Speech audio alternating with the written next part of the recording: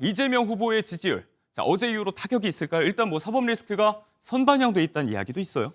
일단은 지지층이 결집할 것 같아요. 그리고 이 사람들이 더 많이 투표장으로 갈 것이기 때문에 결국 중도층 싸움인데 대법원이 이렇게 판결을 내는 것이 국민들께 상식적으로 납득이 가느냐와 관련해서는 34일 만에 대법원이 선고하고 9일 만에 심리를 끝내고 바로 결정을 했어요. 그리고 전원합의체 2번이 있었습니다만 이 기간 동안 6만 쪽에 달하는 기록을 대법관들이 볼 수는 없었다고 봅니다. 그러면 대법원 재판연구관들이 올린 의견서대로 결정을 내렸을 건데 이미 그 대법원장의 행동을 보면 결정을 내려놓고 거기에 맞게 일정을 진행한 것 같아요. 한덕수 대행은 이제 오늘 출마 선언하면서 상수가 됐습니다.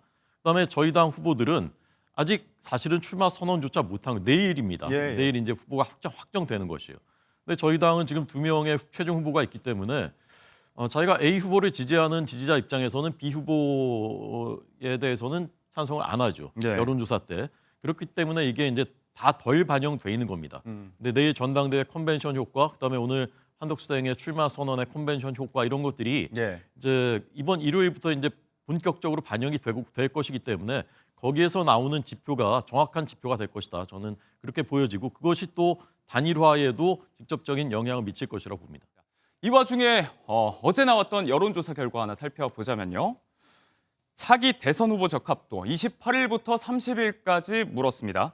아직 대법원 선고가 여론에 어떤 영향을 줬을지는 그러니까 미지수인 상황인데 이재명 후보가 42%, 지지율이 공고한 상황으로 나왔고요. 이 지지율에 타격이 있을까라는 게 1차적인 물음이 되겠고 한덕수 전 총리의 이름이 두 번째로 등장합니다. 지지율이 13%로 나오는데 다른 국민의힘 후보보다는 조금이나마 높은 수치로 나오고 있습니다. 자, 빅텐트 단일화 논의에 이준석 개혁신당 후보는 계속해서 손사래를 치고 있죠. 그래서 포함을 해서 3자 구도로 한번 봤는데요. 이재명 46%, 한덕수 31%까지 나옵니다. 가운데 이름을 비워놓고 국민의힘 후보들 이름으로 바꿨을 때 한동훈, 김문수 후보를 대입했을 때 경쟁력이 조금 떨어질 수 있다. 이렇게 읽힐 수도 있는 조사 결과가 나와 있습니다. 2차적인 물음, 이런 대법원 선고가 한덕수 전 총리에게는 어떤 변수가 될까라는 물음이 나옵니다.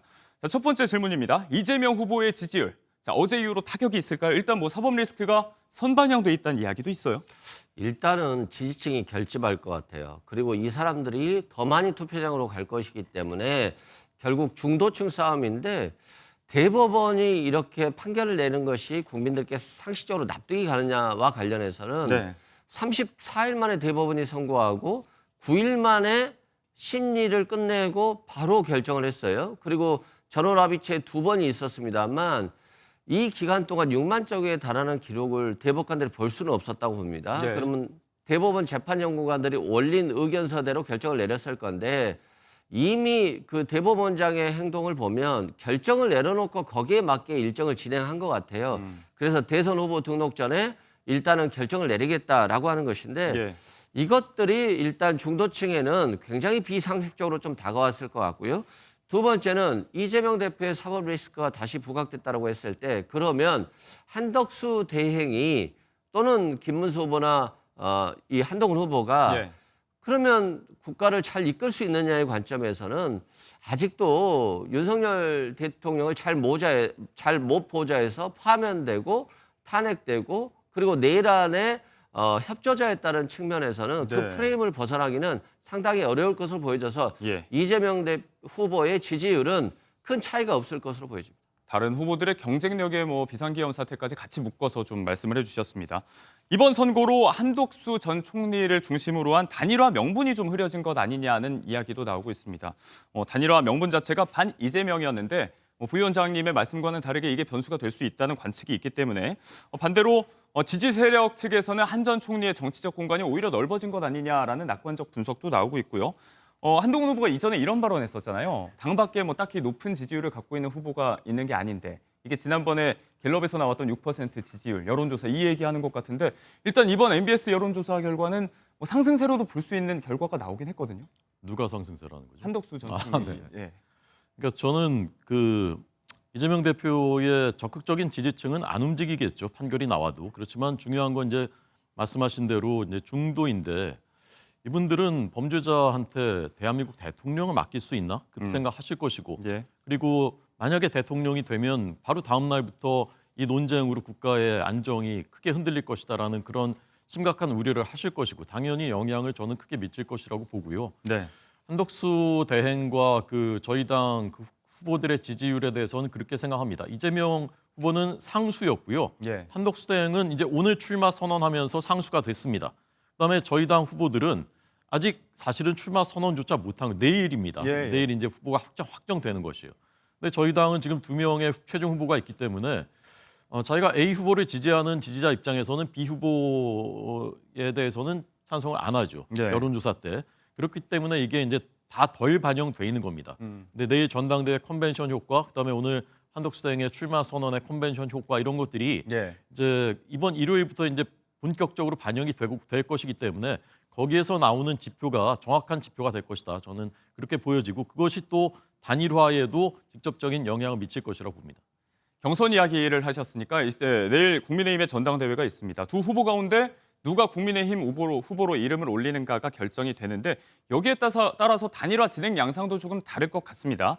한동훈 후보는 원래부터 조금 유보적인 입장이었죠. 세모 표시를 들었고. 그런데 김문수 후보 측의 캠프 분위기도 전과는 조금 다르다는 보도가 나오고 있습니다. 뭐 이전에도 토론에서 단일화 하더라도 나로 해야 한다 이런 취지로 읽히는 발언이 있었는데 일단 이재명 리스크라는 무기가 또 쥐어졌기 때문에 조금 더 양보보다는 욕심 쪽을 내고 있지 않을까라는 보도도 계속 나오고 있거든요. 그런데 모든 후보는 당연히 나로 단일화 그게 원칙인 것입니다. 그렇긴 하죠. 네. 저희가 누구한테 양보하겠다 그런 생각을 해본 적이 없어요. 그리고 저희는 지금 치열한 경선을 통해서 지금 후보를 뽑아가고 있는 것이고 네. 저 역시 저희 당 후보로 단일화되는 것이 이제 순리라고 생각하고요. 다만 모든 것은 민심이 결정을 하는 것입니다. 예. 우리가 그런 모든 과정을 거쳤는데 그 다음에 어떤 민심이 나타나느냐 예. 그 지표를 보고 거기에 이제 반응해야 되는 것이 맞는 것이고요. 어쨌건 이게 그 5월 11일까지 후보 등록이 마감이고 공보물이 인쇄되는 것이 네. 현실적으로는 7일까지는 끝내야 된다라는 것이 그때까지는 해야지 단일화의 효과가 극대화될 수 있다라는 것에 대해서는 대체로 네. 선거판을 아는 분들은 이제 거기에는 다 동의를 하는 것 같습니다. 네. 그렇다면 이제 골든타임이 7일까지라는 건데 그 전에 촉박하게 좀 이루어질 수 있을까요? 전망을 할 수가 있을까요? 이 부분에 대해서? 근데 이제 단일화에 대해서는 여러 번 우리가 이제 경험을 쌓아왔기 때문에 네. 그렇게 어려운 일은 기술적으로는 아니라고 봐요. 이제 토론회하고 여론조사밖에 결국 없는 것인데 네. 이때 정도 하고 하면은 어쨌건 이 대의 명분, 이 역사 앞에서 우리가 죄인이 돼서는 안 된다. 우리나라가 후진국으로 역주행하는 것은 막아야 된다라는 그 대의 명분과 네. 절박함이 있기 때문에 저는 의지만 있다면 뭐 불가능한 일은 아니라고 생각합니다. 일단 뭐 빅텐트 단일화에 대해서는 제3지대에서 거론되는 인물들도 있습니다. 뭐 이낙연 세밀의 상임고문도 한덕수 총리와의 뭐 면담에서 일정상 조금 미루긴 했습니다만 가능성을 아예 닫아놓지는 않고 있고 뭐 이준석 후보는 계속해서 뭐 단일화 논의는 선을 긋고 있긴 한데 자, 부위원장님 보시기에 밖에서 지금 제3지대 그리고 국민의힘까지 포함해서 단일화 전망 어떻게 좀 보십니까?